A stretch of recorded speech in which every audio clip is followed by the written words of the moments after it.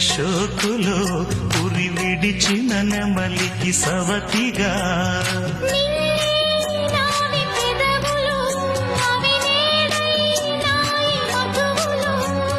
రెండు నాయి తనువులు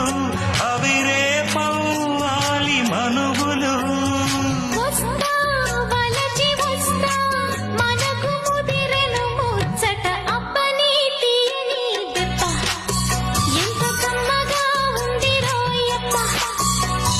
అమ్మ నీనున్న నీ బుగ్గ ఎంత లేతగా ఉన్నదే